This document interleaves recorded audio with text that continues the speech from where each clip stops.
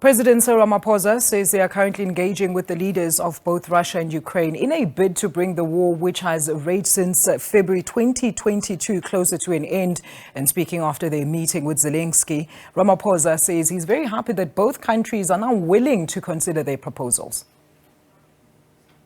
Having been the one person who also, on behalf of the 7 countries, called both presidents, I got a distinct impression that, yes, they were willing not only to receive us, but also to hear what the proposals or the suggestions we would put on the table.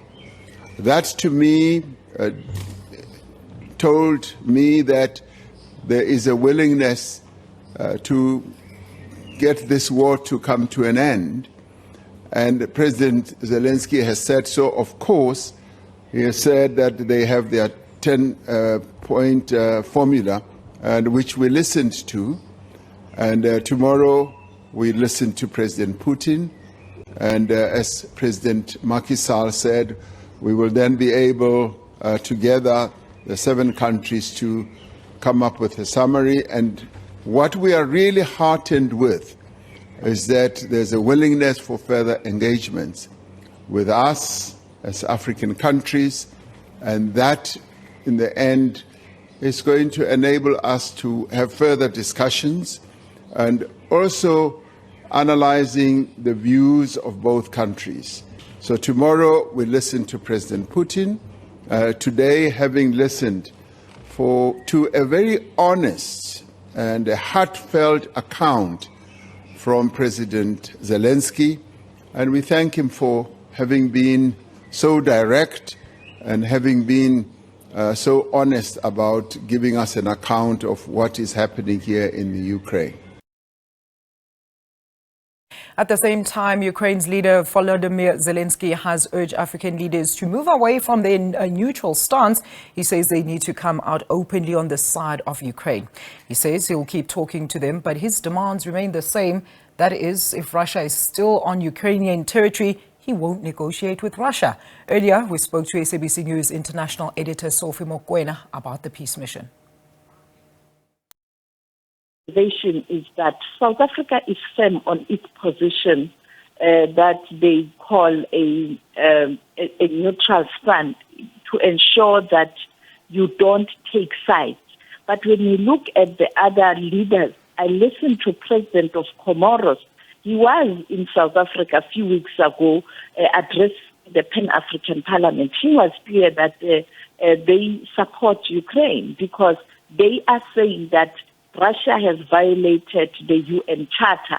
You have a similar expression from the Zambian president. Mm-hmm. So very subtle, you could hear that much as you're talking about an African nation, African countries are not speaking in one voice. You know that when Kenya was a member of a rotational member of the Security Council when this war started, Kenya was very clear that they don't support Russia's invasion because of the UN Charter.